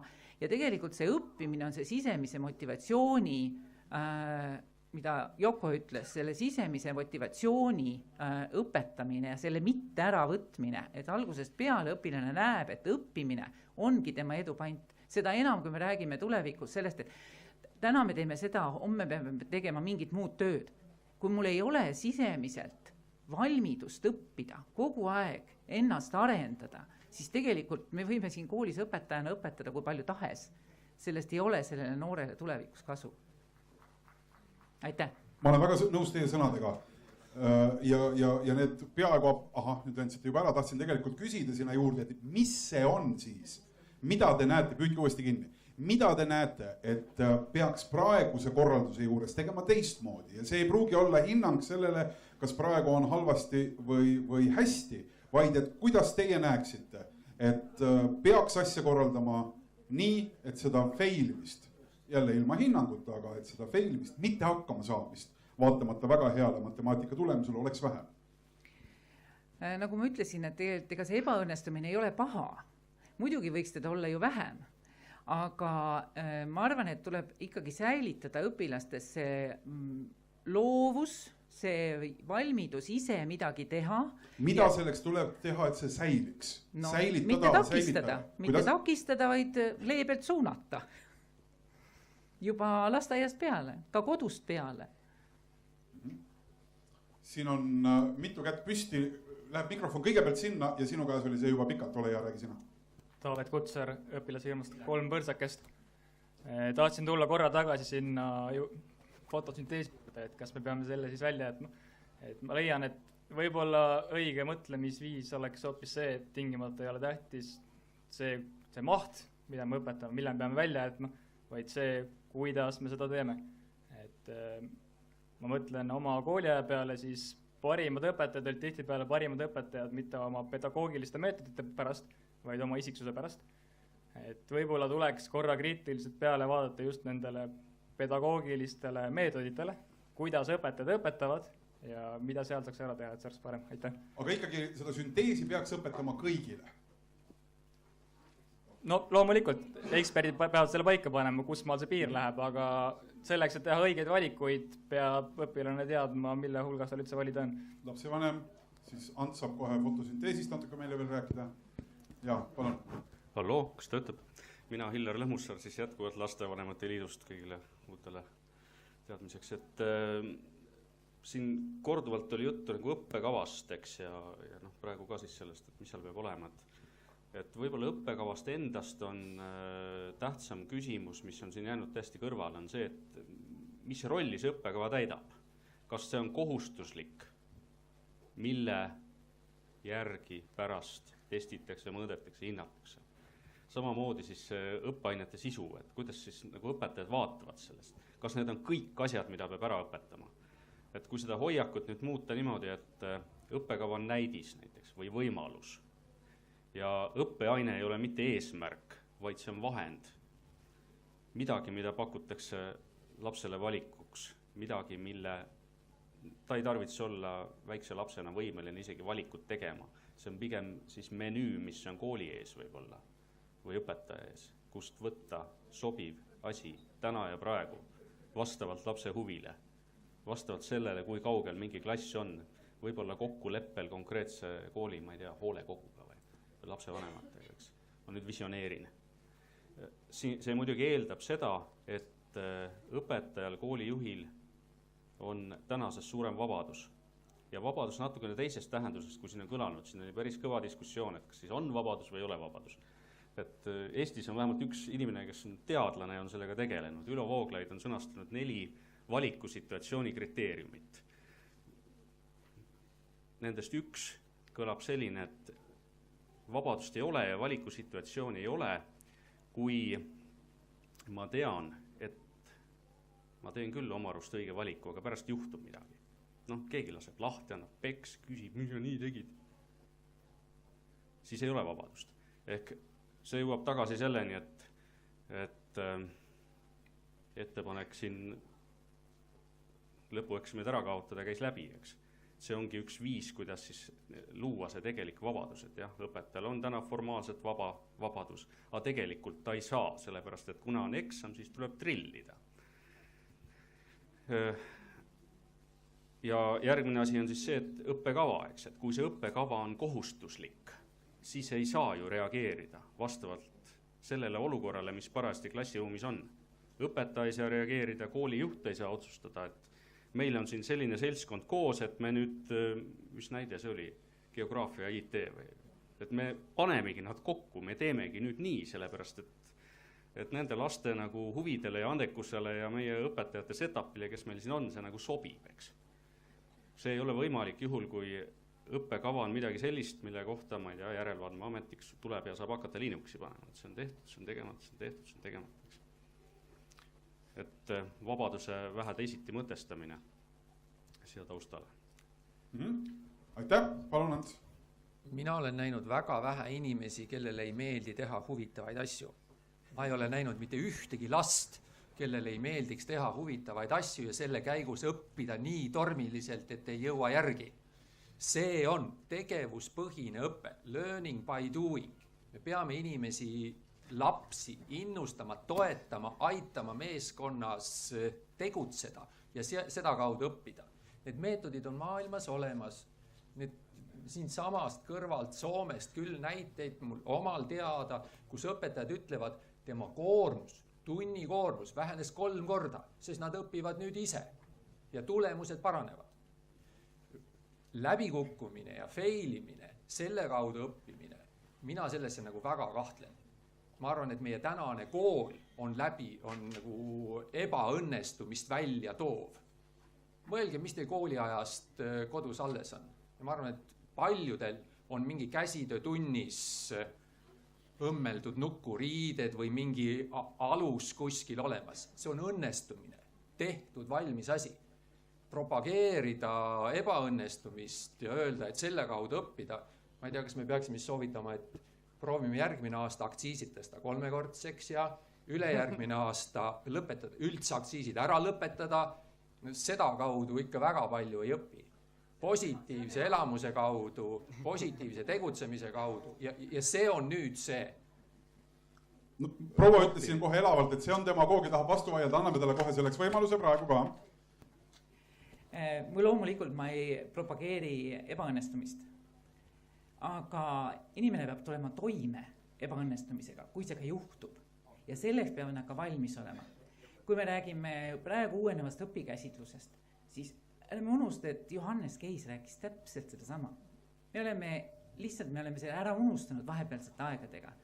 Loomulikult läbi tegevuse on kõige parem õppida. 3 põrsakest on siin hea näide, mul on endal terve hulk õpilasfirmasid, kes on selle järgi väga edukalt omandanud teadmisi, kuidas ja just nimelt oskusi ka elus hakkama saada. Ja selleks ma arvan, et tänase päeva kool annab väga palju võimalusi. Iseasi, kas õpetaja julgeb ja kas õpetaja võtab selle riski. See on veel omakorda teema. Aga riiklik õppekava on siiski ainult paber. Ja kui ma nüüd küsin, ma selja taha ei vaata, ma tahaks teada, mitu kätt tõuseb, kes ütleks, et nad on seda riiklikku õppekava lugenud. Ossa poiss, te võiksite igaks juhuks vaadata. Siis on väga hea. Kui see oleks rahvaraamatus müügil kogu see välja, siis need oleks topi esimeses otsas. Ja nõid Nastja oleks alles 3. Õppekavad oleks eespool. Aha, ma ütlen vahel repliigi korras muide, et siin lähevad liikuma ühed väikesed postkaardid, mille juures on siis võimalus kirjutada neid mõtteid, mida te tänasest debatist kas välja noppides või mida te ise olete mõelnud, ei ole söandanud siin vahepeal valjul häälel neid jagada, aga tahaksite, et juhtuma saaks või et mis te ise näete, mis on olulised meie hariduse elu juures. Nii et vastake, olege head sellele küsimusele ja see postkast on ka kuskil, kuhu me selle saame lasta. Postkast on, need postkastid on need lahtised pappkastid. Nii et suhtuge neisse kui postkastidesse ja postitage siis oma kaardid ja andke käega märku, kui te tahate ja kindlasti tehke see. Nii, aga nüüd on siin väga mitu kätt püsti ja üks on õpilaste käsi, räägivad nemad kõigepealt. Jaa, aitäh. Et ma natuke toetaksin õpetajat vahelduseks, et muidu õpilased ja õpetajad väga ei nõustu siin haridussüsteemi teemadel, siis ma saan täitsa nõustuda. Et võib-olla me ei peagi õpetama failimist, et see pole vajalik, aga me võiks õpetada üritamist, et enne see arutelu, mida ma siin ise korraldasin, oskas Siim Krusell tõi hästi välja, et soome keeles tähendab ettevõtja hoopis üritaja on otsene tõlge, et me peaksime õpilastel äkki laskma vastupidi üritada ja lahendama probleemsituatsioone, et muidu on see, et sul on ülesanne ja sul on antud valem ja sa pead lihtsalt kalkulaatorisse sisse lööma.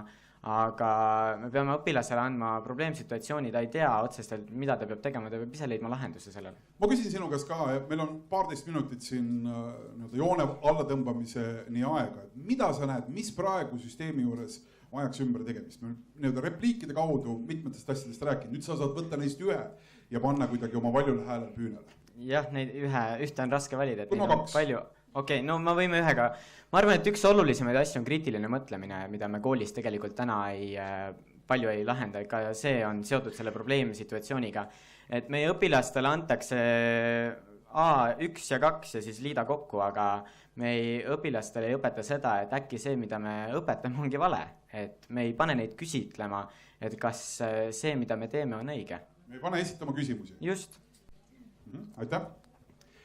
Mõned mõtted, et kuna ettevõtlikkus on mitu korda läbi käinud, siis ettevõtlikkus on ju hoiak ja hoiakut saab edasi anda läbi suunamise ja eeskuju. Suunajad ja eeskuju on kool ja kodu. Ma arvan, et õpetajad, koolijuht, kodus viibivad inimesed peaks vaatama, kui ettevõtlikud nemad on. Üks ettevõtmatu inimene ei saa kujundada ettevõtlikku inimest. On esimene mõte. Teine on see, et õppekavast natukene, et õppekava võib-olla enne seda, kui õppekava üldse ei ole, võiks võtta ette sammu, et meil ei oleks üksikuid õppeaineid, meil oleks suuremad ainevaldkonnad, nende ainevaldkondade õpitulemused ja õpetaja valib ise teekonna, kuidas ta tulemusteni jõuab. Ja näiteks see mõte, et esimesel gümnaasiumi aastal saavad kõik õpilased kõiki ainevaldkondi näiteks. Ja siis, ma ei tea, viimasel või eelviimasel gümnaasiumi aastal saab ta valida juba ise need ainevaldkonnad, kus ta läheb süvitsi ja millest ta rohkem huvi tunneb. Koolijuhina, ma küsin väga konkreetse küsimuse. Meil on siin rääkinud ettevõtlusõpetaja, meil on siin 3 põrsakese edukad meeskonnaliikmed arutelus osalenud. Kui oluline see ettevõtlusega tegelemine, ka nende ürituste korraldamine, mille puhul tuleb tunda 10 seadusi, määrusi ja ettekirjutusi, kui oluline see on ja mismoodi seda võiks olla ja saaks olla koolielus rohkem, juhul kui see on oluline? Ettevõtlusõpetus on üks vahend ettevõtlikkuse arendamiseks. Et see on, ma arvan, ettevõtlusõpe või võtan konkreetsemalt õpilasfirma on, ma arvan, et üks praegu kõige põhjalikumaid, kõige mõnusamaid nii-öelda töövahendeid, kuidas anda läbi praktilise tegevuse võimalus arendada õpilastele ettevõtlikkust. Ma ise näen seda, ma ise kogen seda iga aasta, ma näen, kuidas üks noor inimene aastaga areneb, see on selline pikaaegne õppimine, nii nagu me tegelikult juba varem räägiti, et see annab võimaluse, aga see on üks töövahend, ma tahan rõhutada seda, et ettevõtlusõpe ja ettevõtlikkus ei ole võrdusmärk. See on üks väga hea variant, kuidas õpetaja saab suunata õpilast ettevõtlikumaks. Aitäh, palun. Et lahenduste koha pealt minu meelest on ikkagi see, et sul on läbi käinud hästi palju, et on palju vabadust õpetajal teha, mis ta tahab, aga minu meelest on hästi oluline see, et õpetajal on vaja ka ikkagi oskusi, et enda just pedagoogilisi oskusi, et enda kooliajast, see on küll anekdootlik näide, aga mul küll ei olnud sellist tunne, et kõigil õpetajatel on mingisugused kindlad pedagoogilised guideline'id või mingisugused oskused, mida nad on õppinud reaalselt, millega nad siis teavad, mis on nii-öelda lapsele hea, mida nad kasutavad. Et see sõltub väga palju inimesest, et milline inimene on, et mõni inimene suudab automaatselt seda teha, mõni ei suuda. Et minu meelest on ikkagi vaja, ma ei tea neid konkreetse struktuure detailselt, mis seal, kust see tuleb õppekavast või peab ühiskondlik muutusi enne arendama, mis iganes, aga tegelikult minu meelest kitsas koht on ikkagi selles, et õpetajad ei, ma ei tea, ma sain siin enne rääkides ka aru, et tihtipeale ei ole väga palju selliseid just pedagoogilisi oskusi õpetatud ka ülikoolis, et sul on need aineteadmised, aga see, kuidas neid edasi anda, et see ei, tihtipeale see ei pruugi isegi olla, ei nõuda mingit suurt aastate jooksul tekivad mingid harjumused enam-vähem, see töötab, joonlauaga korraks plaksu annad, siis saab aru, see juurdub lihtsalt, kui sa ei värskenda kogu aeg seda. Just, ja need peavad olema algusest peale ikkagi mingitele teadmistele üles ehitatud, et ne ei saa olla kogemusele, lõpuks on seal kogemus, aga sul on ka see areng kogu aeg, jah. Küünik rääkis vahepeal, palun vabandust, eriti nende ees, kes naerasid. Nii, palun, ennem oli seal tõesti. Tervist, German Skuja, Eesti Õpilasesinduste Liidu juhatuse aseesimees ja ka lihtsalt õpilane. Siin käis korraks üks siuke topelt connection kahe väitega, ma ei mäleta, kas enne Joosepit rääkis, aga just selle avastamise puhul ja laste poolest minu meelest on see ka hea lähenemine, kui sa annad lastele ise nagu avastada ja kompida, nagu see lugu prügikastiga.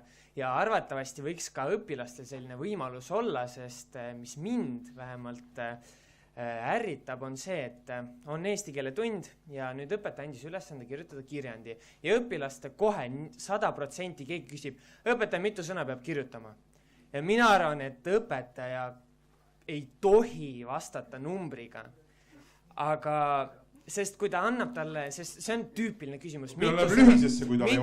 Mitu sõna peab kirjandis olema ja õpetaja ütleb 300 ja siis kirjutavad kõik 300, aga see kirjand võib olla hästi sisukas, kui seal on 50 sõna või kui seal on 1000 sõna, et anda õpilasele ise kompida ja kirjutada nii palju, et kui ta arvab, et on piisav. Muidu ongi ta õpilane on pandud sellisesse keskkonda, kus ta lihtsalt teab, et on antud mingisugune norm ja ta peab selle saavutama, aga lõpuks võikski anda õpilasele ise kompida, ise avastada. Mulle nii väga meeldis, keegi ütles siin selle kohta, et kui raamat on läbi loetud, siis mõtle ise midagi välja, kuidas sa selle mulle ette kannad. See minu arust geniaalne lähenemine anta, kompida samamoodi need kummikindad kätte anda ja sora ise ja saa mustaks, aga pese lihtsalt pärast ära. Aitäh. Ja plaan.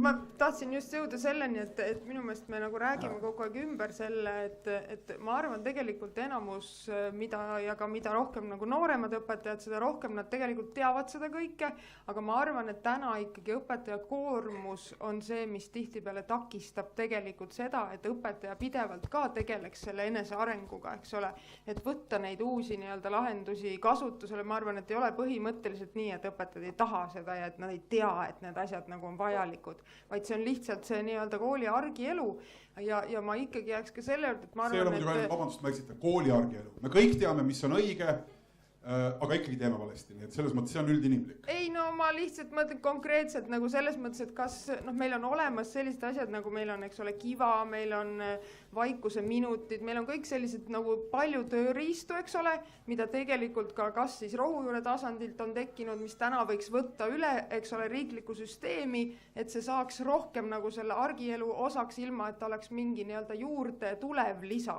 Loomulikult peaks olema ka õpetaja koolituse osa, eks ole, et need tööriistad antakse kaasa. Aga ma arvan, et esimene samm, mida peaks püüdma riigi poolt teha, on, et aidata koolijuhte nii, et nad saaksid õpetaja koormusi natuke alla viia, lihtsalt, et seda aega tekiks, eks ole. Olgu selleks siis stažeerimine kuskil, koolituste võimaldamine, tugevad koolijuhid, sellest oli nagunii juba, eks ole, juttu. Sest muidu ei tule seda. Aitäh. Et selle muidu on väga tore, et iga õpilane võiks ise valida, kuidas ta kirjutab, aga eks õpilased on muidugi suhteliselt ratsionaalsed, et minu parim sõber, ma mäletan 10. klassis, me pidime kirjutama, kirjandusõpetaja palus kirjutada siis kodus, et milline tõe ja õigus esimese osast, missugune siis, mis jättis kõige sügavama jälje ja temale jättis kõige sügavama jälje lehmaasiku ojast välja tõmbamine, kuna see oli 32. leheküljel ja rohkem ta ei lugenud. Et küllap ikka natukene tuleb suunata ka. Aga üks teema, mis ei ole siit läbi käinud, me ei jõua kahjuks seda enam arutada, aga ma lihtsalt viskan ta üles, et mis minu meelest on selles kontekstis hästi oluline, on see, et õpetajaametit võiks natukene rohkem avada. Et õpetaja ei pea olema kõikides oma õppeaine, kõikides tükkides kõige parem.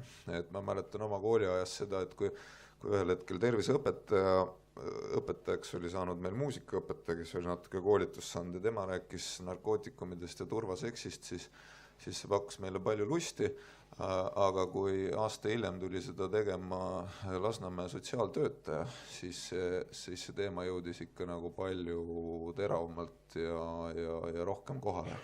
Ja ma arvan, et neid inimesi, kes tegelikult oleksid valmis sellises, kui kool oleks ise selles kontekstis avatum tulema oma kogemusi, praktilisi kogemusi jagama siin ja seal on Eestis väga palju, tagasi kooli populaarsus ju seda ka kinnitab ja see võiks tegelikult muutuda süsteemsemaks ja see võiks olla üks osa sellest, kuidas see asi ka praktilisemaks muutuks.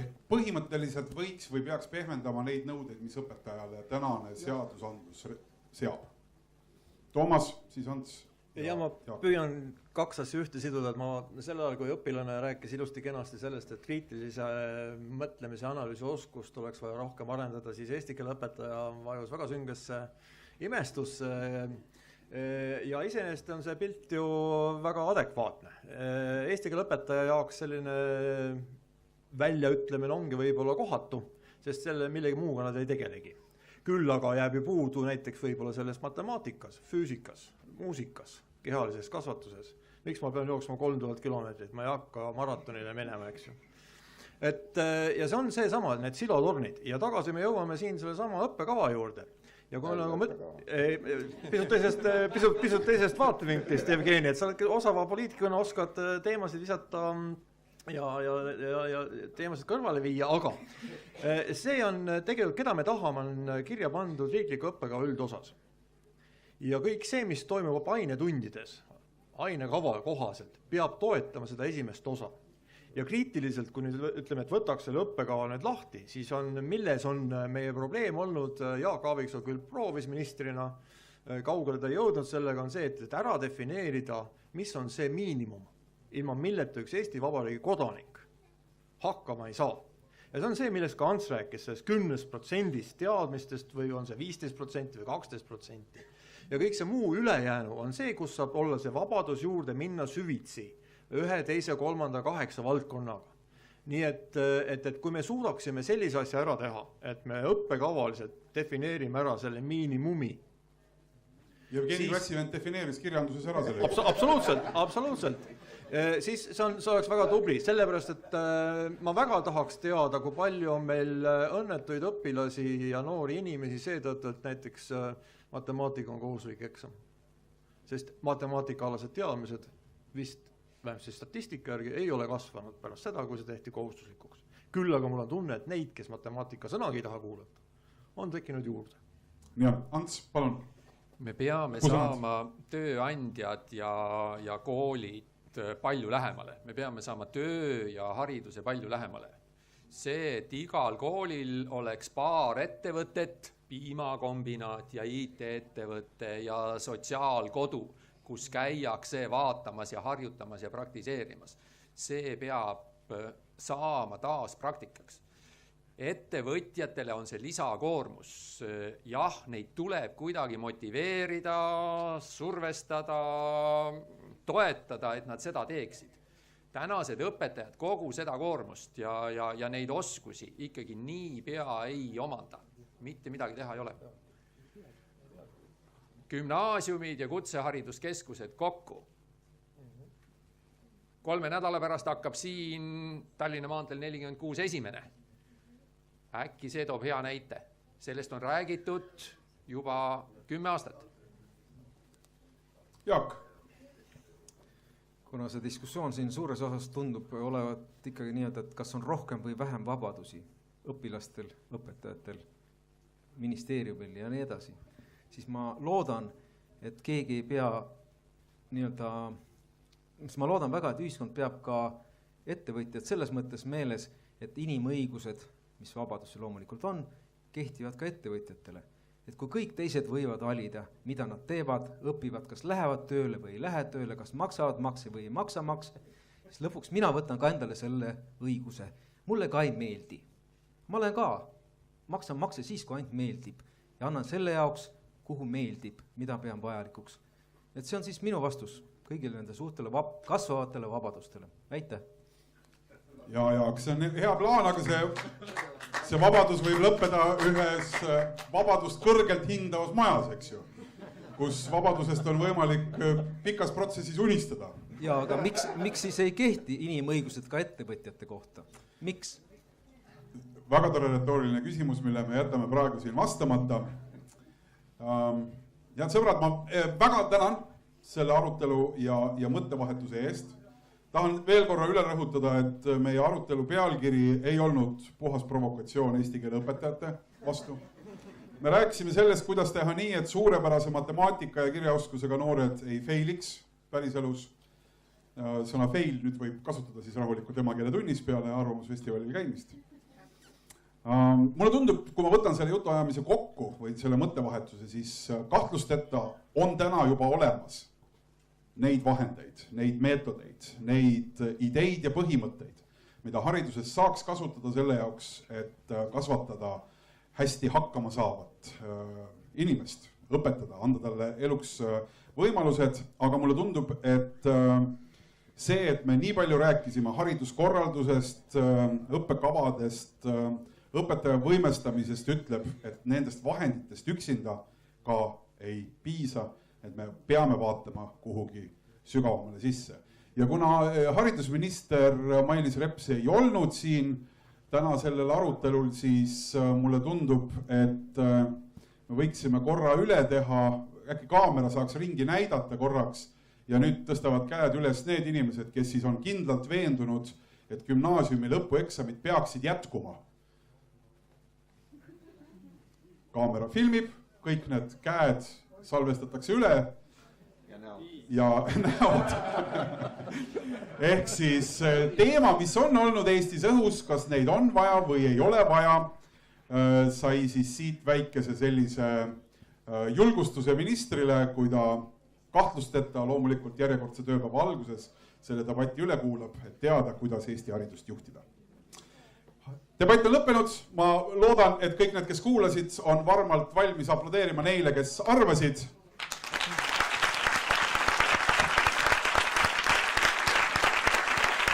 Ja suur osa sellest aplausist läks väga arvukale kuulajaskonnale, kes oma kohal olekuga ütlesid, et Eesti haridus ei ole üldse kuskil vallikraavi tagune asi, vaid on Eesti ühiskonna selline keskne teema, mille üle tuleb jätkuvalt rääkida ja mille osas on, mida kaasa mõelda. Ja veel kord lõpetuseks ütlen, uus suud puhtad hooaeg väljub saade eetris alati teisipäeviti kell 8 õhtul. See oli lihtsalt niisama. Aitäh kõigile, head õhtut!